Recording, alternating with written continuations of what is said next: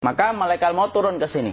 Makanya ketika sakaratul maut sudah datang, maka yang baca Quran hentikan.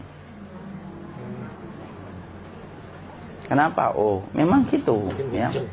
Jangan semakin kenceng. Ayo Pak, insya Allah Pak, gitu. Al-Baqarah Pak, Al-Baqarah Pak. Al-Kahfi, Al-Kahfi. Enggak lah. Yang baca Quran berhenti dulu. Kemudian digantikan dengan kita mentalkin. Antum agak ke sana dikit. Masya Allah ya. Orang yang meninggalnya kooperatif ini.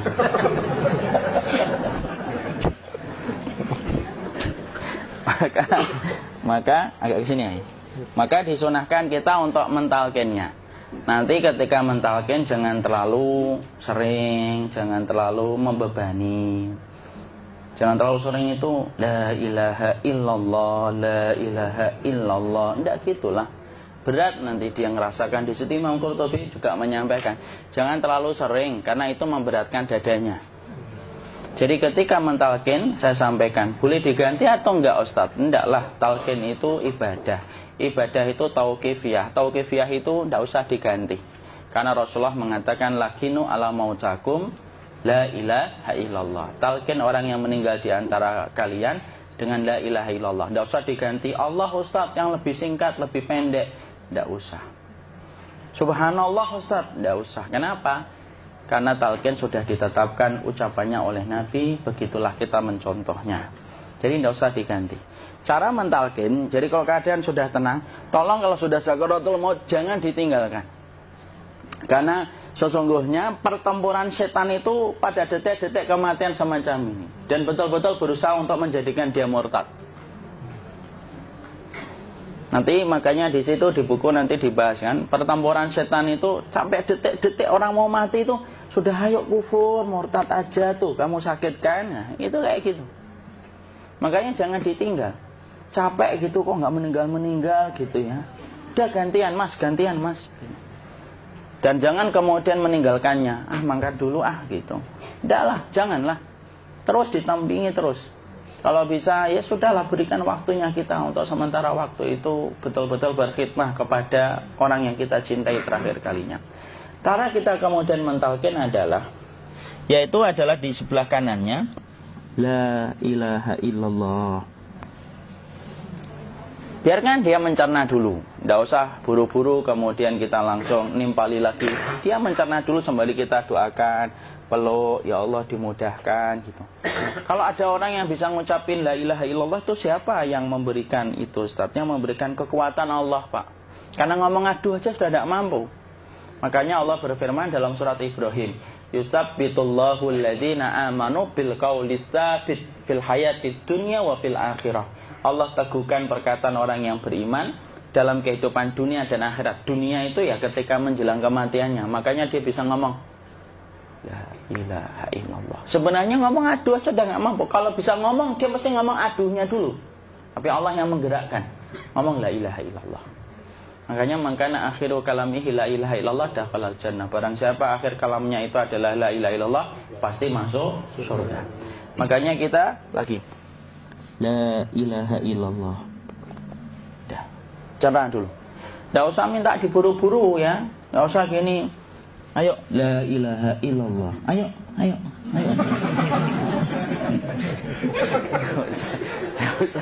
Enggak usah gitu. Ya, biarkan dia pelan-pelan gitu. Ayo tapak, ya Allah capek saya Pak. Enggak usah gitu. Ya, ucapkan la ilaha illallah. Kemudian dia mencerna. Lalu kalau dia sudah mengatakan, untuk mengatakan la ilaha illallah. Nah, kalau sudah mengatakan la ilaha illallah, berarti sudah.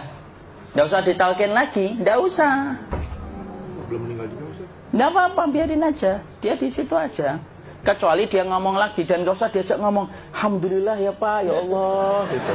Terus dia jawab alhamdulillah. Itu berarti ucapan terakhirnya alhamdulillah. Atau ketika habis ditalkin la ilaha illallah, dia ngelihat air. Nah, itu berarti ucapan terakhirnya air. Talkin lagi. Nggak usah marah. Aduh Pak minta air. Kuncinya mau minta air nanti aja dikubur gitu loh. Jangan gitu. Biarin aja. Jangan kemudian setelah la ilaha illallah La ilaha illallah. Terus, ayo tutup, awas ya ngomong lagi ya. Nggak usah gitu juga. Maka kemudian setelah la ilaha illallah sudah, nggak usah diajak ngomong gitu. Terus kemudian nggak usah ada anaknya perempuan, ya Allah Pak, sudah bisa ngomong la ilaha illallah, usah gitu. Cukup dalam hati alhamdulillah gitu. Diam kita dengerin gitu. Disitulah nanti biasanya tadi detik dia terakhir. Dia nanti ngeliat di sini Pak, prosesnya itu. Nanti kaki langsung sebagian jempol dingin dia. Kaki, telapak kakinya langsung kalau kita geningkan dingin kayak kaki yang kena AC langsung. Kemudian dia langsung ningkup gini, dikit dia, mulai kaku dia. Atau kalau enggak, gini dia. Langsung kayak jatuh, kayak kepala nanti yang paling terakhir. Kepala itu pasti ada gerakannya Pak, ini meninggal itu. Pasti gitu. Pasti gitu. Karena apa? Sudah tidak ada beban ruh yang menahannya. Ya, cabut ya, set pelan, maka kemudian malaikat itu. Tapi tetap sakit lah. Walaupun dikatakan ringan, tetap sakit. Maka kemudian sakit gitu. Set ngelewatin sini. Jantung kemudian sudah tidak berfungsi. Kemudian ginjal Pak, ngelewatin ginjal tidak berfungsi. Bapak bayangkan kan, kalau yang pernah sakit batu ginjal Pak, sepakat nggak kalau kita batu ginjal itu sakitnya luar biasa Pak? Itu baru titik batu kecil di ginjal. Kita bisa bayangkan tiba-tiba ginjal tidak berfungsi. Sakitnya kayak apa Pak? Tiba-tiba ginjal nggak berfungsi, pankreas naik, kemudian tek jantung. Jantung ini dia masih hidup dia, di sininya masih hidup walaupun jantungnya sudah berhenti. Naik. Kemudian mata, dia ngelewatin mata. Organ tubuh yang paling setia sama ruh itu mata. Maka kemudian mata dia ngelihat dia, set. Ngelihat set keluarnya, set naik dia. Ya dilihat ini sama dia. Makanya Rasulullah mengatakan innar ruha idza qubida tabi'ahul basar. Ruh itu kalau dicabut, mata itu ngikutin kemana perjalanan ruh itu. Makanya ada yang meninggalnya gini. Ya itu bukan tanda su'ul khatimah. Itu tanda fitrahnya mata ngikutin ruh. Atau kemudian bukanya sedikit. Ada yang kayak senyum Pak. Ada yang kesini yang keringetan. Nah, itu tanda husnul khatimah. Ada yang senyum. Jadi sakitnya setelah selesai itu plong gitu loh. Makanya kemudian ada yang tersenyum. Maka itu tanda. Kalau kita ngelihat orang yang membuka mata kayak gini, tidak usah takut. Cepat-cepat kemudian kita nanti tutup. Biasanya kalau terlalu lama, itulah yang menjadikan ini tidak bisa ditutup. Makanya harus pakai kapas akhirnya. Karena apa? Karena pas meninggal nggak langsung ditutup. Biasanya karena perawat takut, dokternya juga nggak tahu itu, dibiarin itu. Makanya ada beberapa mata yang ditutup pakai tensoplas kan? Sebenarnya kalau langsung bisa nutup dia, fitrahnya nutup mata itu. Jadi kemudian kita baca Allahumma firlahu warhamhu wa'afihi wa'fuanhu atau bismillah wassalatu wassalamu ala rasulillah, tutup. Bismillah. Tidak usah takut. Kecuali buka lagi ya, ini baru kita kabur bareng. Buka lagi Pak, Insya Allah Pak, ya Allah, ya kita kabur bareng-bareng Pak. Diusap Pak, diusap gini. Enggak disenggol gini, enggak. Begini kan, sudah meninggal dunia. Tangan boleh begini, boleh diluruskan, enggak ada ketentuannya. Boleh gini, boleh kemudian lurus. Enggak usah disalahin kalau ada yang lurus. Lu itu tangannya gimana sih? Posisikan kayak sholat. Enggak ada perintah kayak gitu. Jadi kemudian dikondisikan saja. Terus maka kemudian dipijit-pijit, akiknya dikeluarin. Kemudian jamnya dilepas, gigi palsunya dilepas kalau ada, ya. Kemudian apa setelah itu? Coba buku.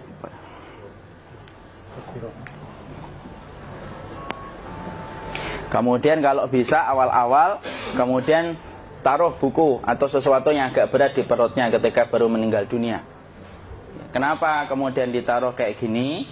Bukan apa-apa, supaya membantu sisa-sisa pencernaan dia untuk keluar. Nanti Pak, biasanya kalau kita taruh agak yang berat gini, atau kemudian kita gini-gini kan, ini udah makan belum Aki? Udah makan belum makan kok udah gede ya? Maka pencet-pencet kayak gini biasanya nanti ketika dimandikan, nah pas dimandikan diginikan saja. Aduh. Nah ini dia sudah keluar di belakang, dia gini. Terus nanti keluar dia. Nah ini keluar langsung di belakangnya. Dan memperlakukan orang kalau sudah meninggal dunia itu yang lembut gitu. Kenapa? Inna kasra admil mayyiti kakasri admil hayyi. Mematakan tulangnya ketika orang sudah meninggal dunia itu lebih dia rasakan sakit ketika mati daripada ketika masih hidup. Tuh Islam itu sampai sama orang mukmin itu kalau sudah meninggal aja sampai selembut itu. Kok hidup kasar itu kebangetan dia jadi orang itu. Mau sampai orang mati itu kemudian disuruh yang lembut, kalau ada aib disuruh nutup, tidak boleh diceritain. Misalkan di belakangnya beliau ini ada tompel, gagah-gagah tompelnya gede gitu. Tidak boleh cerita, Masya Allah loh. Sampai segitunya sunnah itu, ngajarin kita untuk nutup aib. Kalau ada orang belajar sunnah sukanya buka aib, nyari-nyari kesalahan orang. Sunnah yang mana dia pelajari itu saya bingung. Makanya kemudian gini, setelah selesai maka kemudian tutup dengan kain. Maaf ya, ya. Ya. Nanti kalau nggak kuat napas ngomong ya.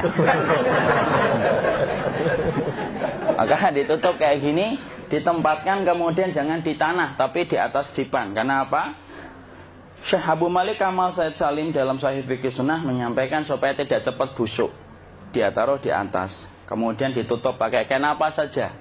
Ya, sembari nanti kita mempersiapkan tempat mandinya, tempat kafannya dan yang lain sebagainya. Maka kemudian kalau ada yang datang boleh dibuka. Kemudian kita menciumnya, mencium ininya apa? Kemudian keningnya. Kemudian kita berdoa, nutup lagi kayak Rasulullah ditutup, kemudian yang datang terakhir itu salah satunya Abu Bakar. Dibuka kemudian beliau, ya Allah ya Rasulullah, engkau adalah orang yang percaya hidup dan matimu, dan tidak mungkin Allah itu mematikan engkau 2 kali ya Rasulullah. Maka kemudian ditutup kembali. Saat itu para sahabat dalam keadaan mendung semuanya. Maka disitulah kita lakukan kayak gini. Ditutup gini Ustaz ya. Kasihan tidak bisa nafas, insya Allah tidak butuh nafas lagi. Jadi kemudian kita semacam ini kita persiapkan apa yang bisa kita lakukan. Nah itulah proses kematian dari sakit, sakaratul maut sampai kematian.